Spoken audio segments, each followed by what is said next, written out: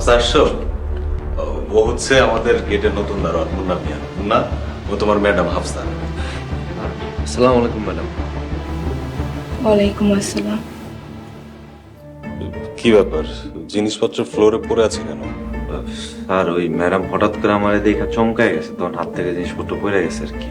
Sir আমি উঠাই দিতেছি। না না না, সমস্যা নেই, ঠিক আছে, আমি দেখছি। এই গেটের চাবি, আপনি গেটে যান। জি স্যার।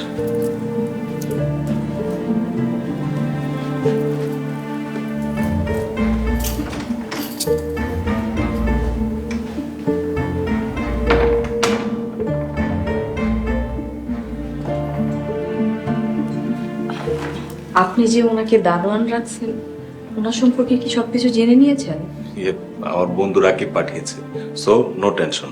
আমি যে জিনিসপত্র উঠিয়ে দিচ্ছি, তুমি বলো।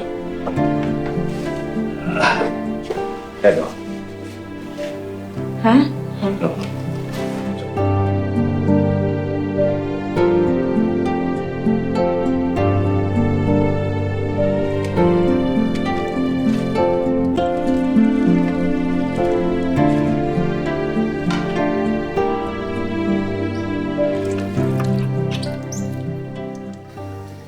আল্লাহ, কোন পরীক্ষায় ফেললাম।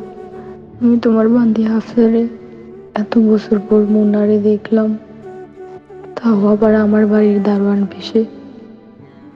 জানি না তুমি কেন মুন্নারে আমার বাড়ির দারোয়ান বেশে পাঠাইলা।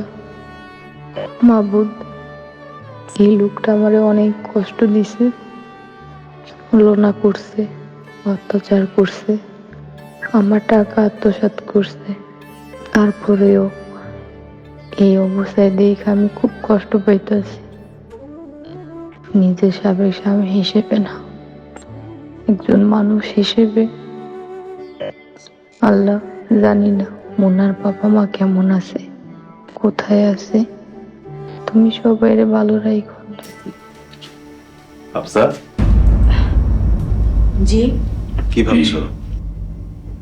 মানুষের জীবন কতই অদ্ভুত, তাই না? যেমন? এই যে আমাদের বাড়িতে যে দারোয়ান নতুন ছেলেটা আসছে, দেখে মনে হয় ভালো ফ্যামিলির ছেলে, পড়াশোনাও জানে, কিন্তু আমাদের বাড়িতে আসছে দারোয়ানের চাকরির জন্য। কত অদ্ভুত জীবন। তুমি ঠিক বলেছো, আমাদের জীবনটাও কিন্তু কম অদ্ভুত না। তোমাকে বিয়ে করার আগে আমি তো দেনার দায় ডুবেই ছিলাম, আল্লাহ মাফ করুক। আমি তো আত্মহত্যার কথা ভেবেছিলাম। তোমার পরশ পেয়ে এই 1 বছরে আমার জীবনটা একদম পাল্টে গেছে। কেউ চিন্তাও করতে পারবে না, এই 1 বছরে 1,500-এরও উপরে হাজি হজে পাঠিয়েছি।